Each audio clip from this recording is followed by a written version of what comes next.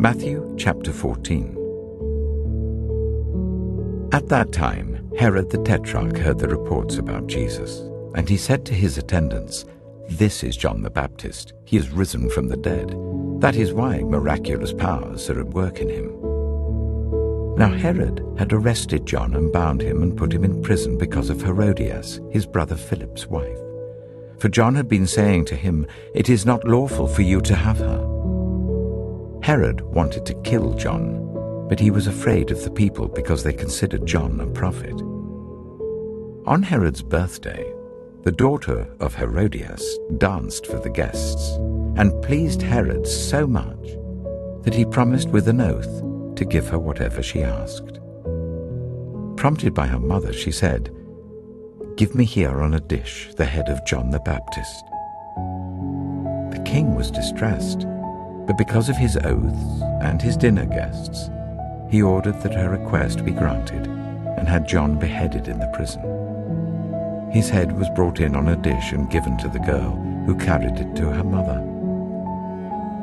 John's disciples came and took his body and buried it. Then they went and told Jesus. When Jesus heard what had happened, he withdrew by boat privately to a solitary place. Hearing of this, the crowds followed him on foot from the towns. When Jesus landed and saw a large crowd, he had compassion on them and healed those who were ill. As evening approached, the disciples came to him and said, "This is a remote place and it's already getting late. Send the crowds away so that they can go to the villages and buy themselves some food." Jesus replied, "They do not need to go away. You give them something to eat." "We have here only 5 loaves of bread and 2 fish," they answered. "Bring them here to me," he said. And he told the people to sit down on the grass. Taking the 5 loaves and the 2 fish and looking up to heaven, he gave thanks and broke the loaves. Then he gave them to the disciples, and the disciples gave them to the people.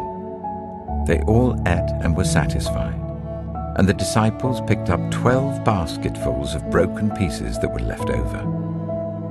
The number of those who ate was about 5,000 men, besides women and children. Immediately, Jesus made the disciples get into the boat and go on ahead of him to the other side, while he dismissed the crowd. After he had dismissed them, he went up on a mountainside by himself to pray. Later that night, he was there alone, and the boat was already a considerable distance from land, buffeted by the waves because the wind was against it. Shortly before dawn, Jesus went out to them, walking on the lake. When the disciples saw him walking on the lake, they were terrified. "It's a ghost," they said, and cried out in fear. But Jesus immediately said to them, "Take courage, it is I. Don't be afraid." "Lord, if it's you," Peter replied, "tell me to come to you on the water." "Come," he said. Then Peter got down out of the boat, walked on the water and came towards Jesus. But when he saw the wind, he was afraid, and beginning to sink, cried out, "Lord, save me." Immediately Jesus reached out his hand and caught him. "You of little faith," he said, "why did you doubt?" And when they climbed into the boat, the wind died down. Then those who were in the boat worshipped him, saying, "Truly, you are the Son of God." When they had crossed over, they landed at Gennesaret. And when the men of that place recognized Jesus, they sent word to all the surrounding country. People brought all who were ill to him, and begged him to let those who were ill just touch the edge of his cloak, and all who touched it were healed.